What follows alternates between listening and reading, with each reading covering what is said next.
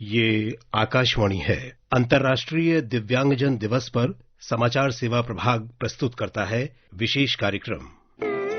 जितना चांद तेरा उतना ही मेरा, बादल हो या आसमां, राहें हो या कारवां, एहसास हो ना लगाव का, मिलके कहेंगे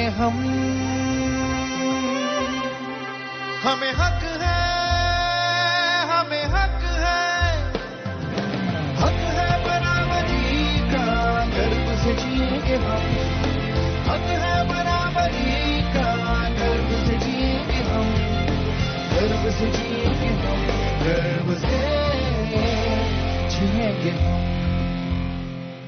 नमस्कार श्रोताओं, आज इस विशेष कार्यक्रम में आप सभी का स्वागत है। मैं हूं कमल कुमार प्रजापति। कल्पना कीजिए एक ऐसे बगीचे की जिसमें तरह तरह के फूल हैं। किन्हीं फूल का अपना रंग है तो किन्हीं की अपनी खुशबू है। यही बात लागू होती है मानव पर। मानव की अपनी विशेषताएं हैं और हर विशेषता का महत्व है। अक्सर हम एक इंसान की कमी को पहले आंकते हैं और उसकी विशेषता या योग्यता को दूसरे दर्जे पर रखते हैं, लेकिन वास्तव में किसी भी व्यक्ति की विशेषता या योग्यता ही उसे सक्षम बनाती है। विश्व और भारत में दिव्यांगजनों की एक बहुत बड़ी आबादी है और दिव्यांगजनों की विशेषता और योग्यता भी समाज में उतना ही योगदान रखती है जितना कि किसी भी इंसान के लिए। तो आज अंतर्राष्ट्रीय दिव्यांगजन सशक्तिकरण दिवस यही संदेश देता है कि हम सभी दिव्यांगजनों की इस काबिलियत और इस क्षमता को पहचानें, उसे स्थान दें, उसकी भागीदारी को सुनिश्चित करें। आज अंतर्राष्ट्रीय दिव्यांगजन सशक्तिकरण दिवस के अवसर पर विज्ञान भवन में राष्ट्रपति द्रौपदी मुर्मू ने दिव्यांगजनों के लिए अनुकरणीय काम करने वालों को पुरस्कार प्रदान किए। इन पुरस्कार प्राप्त करने वालों में वे संस्थाएं भी थीं जिन्होंने दिव्यांगजनों के लिए बहुत बड़ा योगदान दिया है। उन विशेष व्यक्तियों को भी ये पुरस्कार प्रदान किए जिन्होंने दिव्यांग रहते हुए अपने जीवन में कुछ हासिल किया है। तो सबसे पहले आइए सुनते हैं अपने संबोधन में राष्ट्रपति द्रौपदी मुर्मू ने क्या कहा। सरकार के साथ साथ समाज को भी दिव्यांगजन के हित में जागरूक और सक्रिय रहना चाहिए। इससे सरकार के प्रगतिशील प्रयासों को बल मिलेगा। समाज द्वारा दिव्यांगता से प्रभावित लोगों की गरिमा और समानता पर ध्यान देने से दिव्यांगजन अपने जीवन में अधिक प्रसन्नता और कार्य क्षेत्र में अधिक सफलता प्राप्त कर सकते हैं। दिव्यांगजन की गरिमा, आत्मनिर्भरता और आत्मगौरव को सुनिश्चित करना हम सभी देशवासियों की जिम्मेदारी है। सभी देशवासियों का ये संकल्प लेना चाहिए कि हमारी सामाजिक और राष्ट्रीय प्रगति के प्रयासों में दिव्यांगजन को भागीदारी बनाएंगे और ये सुनिश्चित करेंगे कि कोई भी दिव्यांगजन पीछे ना छूटे। समाज की जागरूकता और सरकार की सक्रियता के परिणाम स्वरूप ये देखा गया है कि दिव्यांगजनों ने अपने जीवन में ऐसी महत्वपूर्ण उपलब्धियां हासिल की हैं जिससे राष्ट्र और समाज में उनके योगदान को सराहा जा रहा है। आज पुरस्कार प्राप्त करने वाले दिव्यांगजनों की भी ऐसी ही कुछ कहानियां हैं। आइए अपने श्रोताओं को उन कहानियों से परिचित करवाते हैं और हम उन प्रेरणादायी व्यक्तित्वों से मिलते हैं जिन्होंने अपने जीवन में चुनौतियों और संघर्ष को पार करते हुए अपने जीवन में कुछ हासिल किया। मेरा नाम निपुण मल्होत्रा है और आज मैं national award role model category में जीत रहा हूँ। मेरे को आज बहुत खुशी हो रही है and this is a very proud moment, क्योंकि जब मैं पैदा हुआ था डॉक्टर्स ने मेरे पेरेंट्स को ये बोला था कि निपुण एक वुडन डॉल जैसे जिंदगी जिएगा, बट मैंने डॉक्टर्स को गलत प्रूफ किया। मैंने St Stephen's, Delhi school of economics और आईएसबी से पढ़ाई की है। मैं अपनी संस्था चलाता हूँ कॉल्ड द निपन फाउंडेशन, जहाँ हम डिसेबिलिटी लॉ एंड पॉलिसी पे काम करते हैं। आज के अवार्ड के बारे में मेरे बहुत बड़ा प्राउड मोमेंट है and I would like to thank the government of India and specially the department of empowerment of persons with disabilities कि उन्होंने मुझे एक फेथ दिखाया और मुझे अवार्ड दिया। मेरे ख्याल से एक बहुत बड़ी रिस्पॉन्सिबिलिटी भी है, बिकॉज आई होप मैं अपनी जर्नी के थ्रू दूसरों को इंस्पायर कर पाऊं और दूसरों के पेरेंट्स को भी ये दिखा पाऊं कि अगर आपका चाइल्ड कोई पर्सन विद डिसेबिलिटी है उससे जिंदगी नहीं रुक जाती, बट फिर भी ये बहुत मौका है आगे बढ़ने का अगर आप हौसले से आगे बढ़ते रहें। नाम अबोली जरित है। मैं 22 इयर्स की हूँ। मैं नागपुर महाराष्ट्र से हूँ। नागपुर की first wheelchair model, happiness ambassador, motivational speaker, singer, wheelchair model and influencer, world record holder and national और इंटरनेशनल आर्टिस्ट। मेरी जर्नी 8 इयर्स से शुरू है और 8 इयर्स के करियर में मैंने इतना सब कुछ हासिल किया है। 22 ईयर में मैंने 8 इयर्स के करियर में इतना सब हासिल किया है। इतने सब प्रॉब्लम की वजह से मुझे क्रोनिक किडनी डिसीज है, जिसमें मेरी दोनों किडनीज डैमेज है और रेगुलर साइज से छोटी है और मुझे ब्लैडर नहीं है। और मैं सब कुछ करती हूँ एंड मैं मोटिवेट करती हूँ पेशेंट्स को एंड जितना मुझसे हो सके उतना मैं सबकी हेल्प भी करती हूँ। And as a role model आज मुझे अवार्ड मिल रहा है, नेशनल अवार्ड, और मुझे बहुत प्राउड फील हो रहा है एंड मेरी फैमिली को भी। एंड या thank you. My name is Muhammad Yasin. I'm coming from a small village, Otsara, in Kerala state, and I playing keyboard.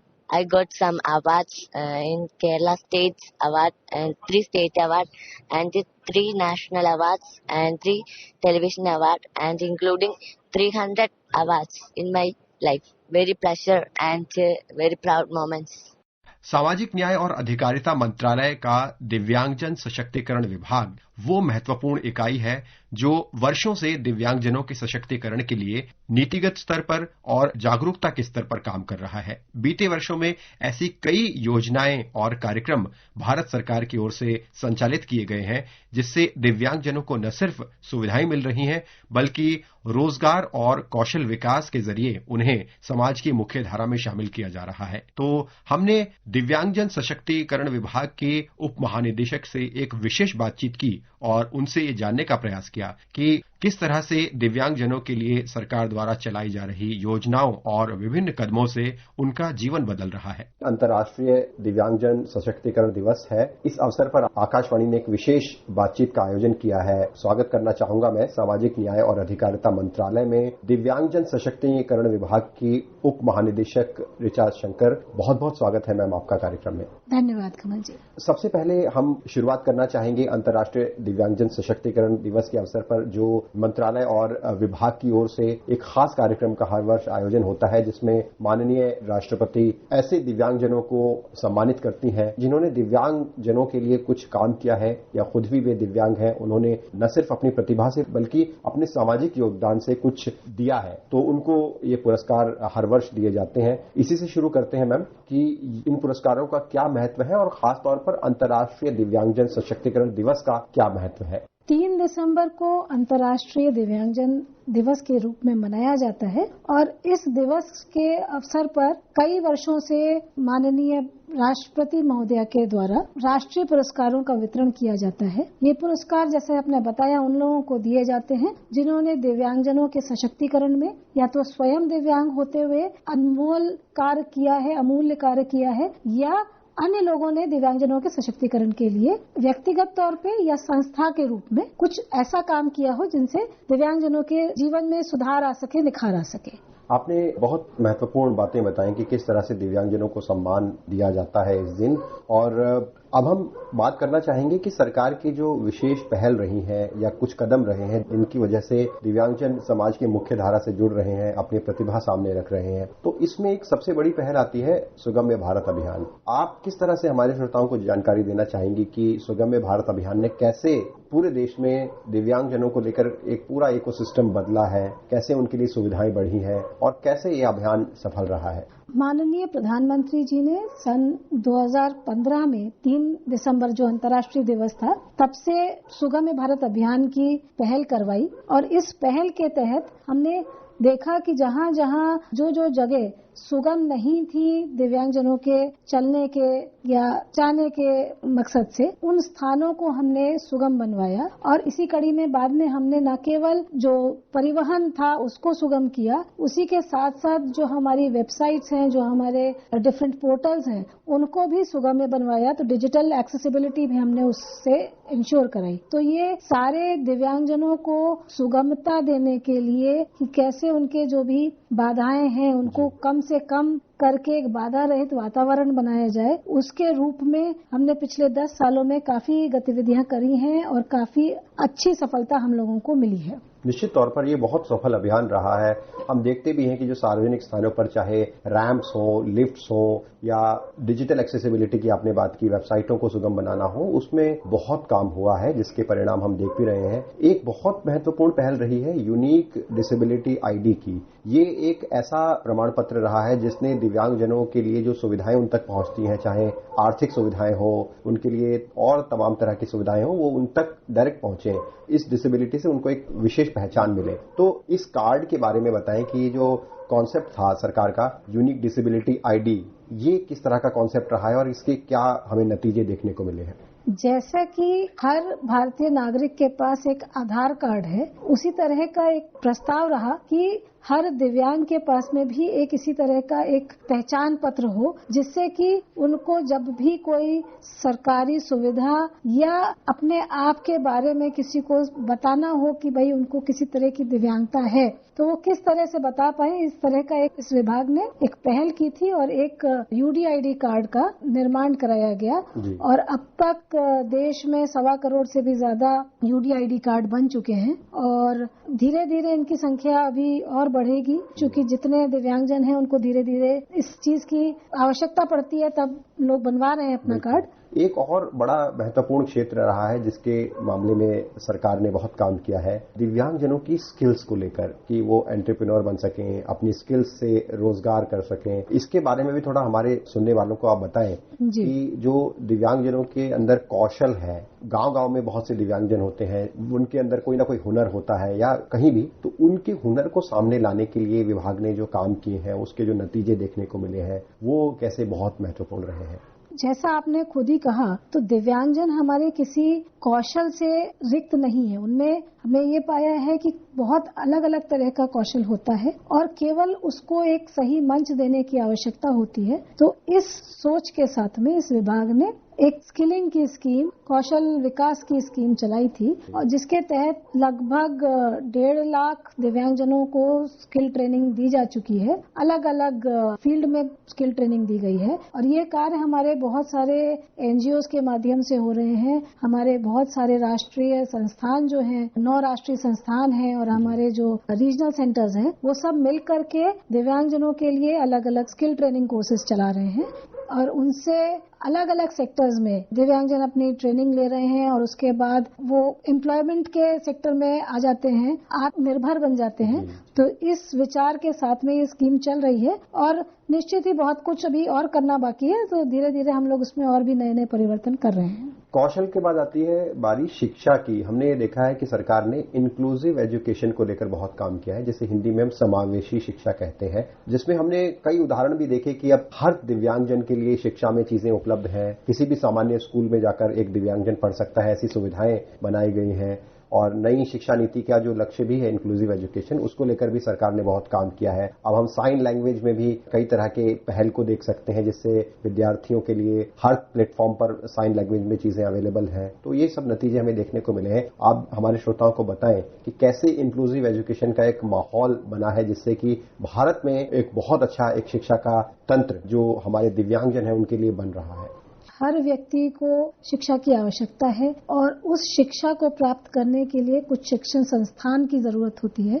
तो उस कमी को महसूस करते हुए कुछ स्पेशल इंस्टीट्यूट्स भी बनाए गए थे जहाँ पे दिव्यांगजन अपनी पढ़ाई कर सके। पर फिर ये भी देखा गया कि समावेशी शिक्षा ज्यादा कारगर होगी, तो उसके लिए फिर सरकार ने सभी स्कूल कॉलेजों को समावेशी शिक्षण के लिए तैयार किया और आज हमारे दिव्यांगजन बहुत सारे अलग अलग संस्थानों में पढ़ रहे हैं और उच्च शिक्षा भी प्राप्त कर रहे हैं और उसके पश्चात वो और भी आगे की पढ़ाई करके और अच्छे से अच्छे रोजगारों में जा चुके हैं। हमने एक बहुत बड़ी सरकार की पहल देखी है कि जो दिव्यांगजनों के लिए जरूरी उपकरण है, जो उनके जीवन को आसान बनाते हैं, चाहे चलने के लिए हो, उनके पढ़ने लिखने के लिए हो या उनको किसी भी तरह से सहायता देने के लिए जो एड्स एंड अप्लायंसेज होते हैं, उपकरण होते हैं, उनका भी सरकार ने बड़ी मात्रा में दिव्यांगजनों तक गांव-गांव तक जाकर कैंप लगाकर डिस्ट्रीब्यूशन किया है। ये योजना कितनी सफल रही है और कैसे इसमें काम हो रहा है और किस किस तरह के उपकरण दिव्यांगजनों को दिए जाते हैं जो उनके जीवन को आसान बना रहे हैं, इसमें विभाग विभाग की क्या भूमिका है?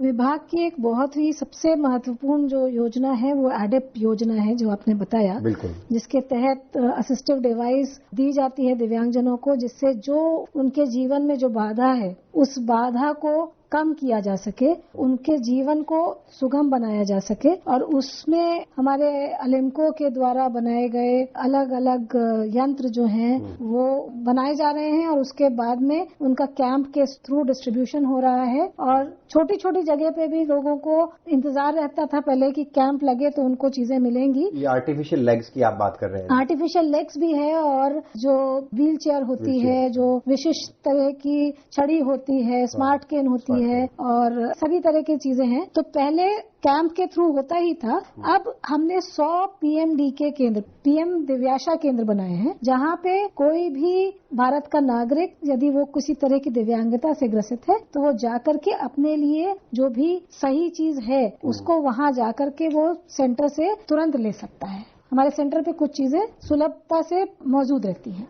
तो इस तरह से एडिप के माध्यम से हम बहुत सारे दिव्यांग लोगों को उनकी जो कठिनाइयां हैं उनसे थोड़ा सा बाहर निकालने का प्रयास कर रहे हैं। 2016 में हमने देखा कि दिव्यांगजनों के लिए भारत में एक ऐसा कानून आया जिसने उनके जीवन में बहुत बड़ा बदलाव लाया। हालांकि 1995 का भी एक अधिनियम था, लेकिन 2016 के नियम ने बहुत सारी चीजों को बदला, चाहे वो रिजर्वेशन का मामला हो या फिर जो उनकी डिसेबिलिटी होती है, दिव्यांगता होती है, उनकी श्रेणियों को बढ़ाया गया। इस बारे में भी हमारे सुनने वालों को आप बताएं कि ये अधिनियम कितना बड़ा मील का पत्थर साबित हुआ, चाहे वो सामाजिक सुरक्षा हो या और दिव्यांगजनों की पहचान हो, उनको समाज में रखने के लिहाज से। तो आरपीडब्ल्यूडी एक्ट 2016 के माध्यम से जो उससे पहले हमारे पास मात्र 7 तरह की दिव्यांगताएं हम जिनको मान्य मानते थे वो बढ़ करके 21 हो गई। दूसरा एक उसमें ये हुआ कि हमने जो रिजर्वेशन था, जो दिव्यांग लोगों को नौकरी में एक रिजर्वेशन देते थे वो पहले 3% था, उसको बढ़ा करके 4% कर दिया गया। और जो उच्च शिक्षा के लिए जो हमारा आरक्षण था वो 5% तक बढ़ा दिया गया।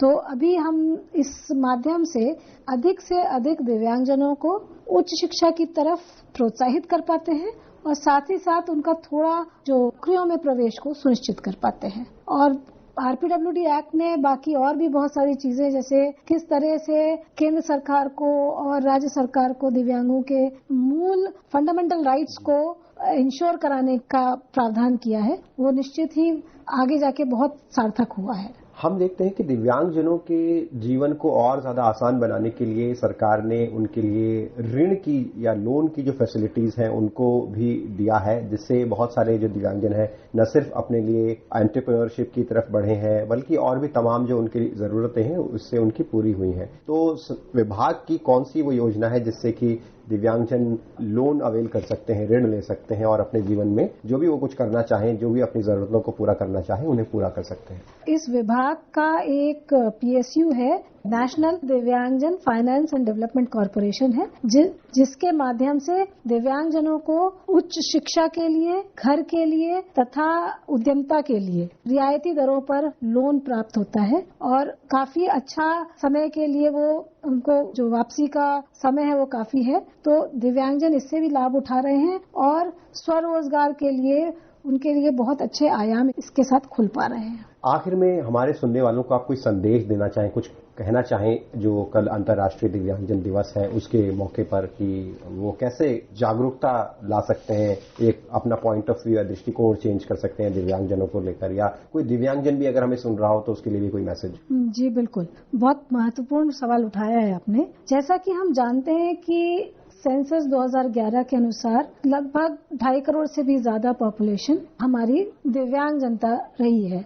तो हम सब ने आसपास कहीं न कहीं दिव्यांगजन देखे हुए हैं। मैं इस माध्यम से इस अंतर्राष्ट्रीय दिव्यांगजन दिवस के अवसर पर सभी से ये आह्वान करना चाहती हूँ कि ये दिव्यांगजन हमारे समाज का एक अभिन्न अंग है। इनको आप उनकी विषमता से ना देखें, आप उनकी क्षमता समझें, उनकी प्रतिभा को समझें, उनका योगदान देखें और उनकी विविधता को मानते हुए उनको मान सम्मान दे करके उनको अच्छा एक परिवेश दे जिसमें कि वो अपने आप को इस समाज का एक अंग माने और उनको इस तरह का एक संदेश जाए कि वो अलग नहीं है, वो हमारा भाग है। इसी क्रम में ही हम अपने जो राष्ट्रीय पुरस्कार देते हैं वहाँ पे भी हम इनकी क्षमताओं को पहचानते हैं। वही हम चाहेंगे कि समाज भी उनको एक हाथ बढ़ाए और उनको अंगीकृत करे। बहुत बहुत धन्यवाद मैम, कार्यक्रम में आप जुड़ी और बहुत विस्तार से आपने बहुत आसान शब्दों में हमारे सुनने वालों के लिए दिव्यांगजनों को लेकर जो योजनाएं चल रही हैं, जो पहल की जा रही हैं मंत्रालय की ओर से, उसके बारे में बताया। बहुत धन्यवाद। धन्यवाद जी। हमें हक है, हमें हक है बराबरी का, गर्व से जिएंगे।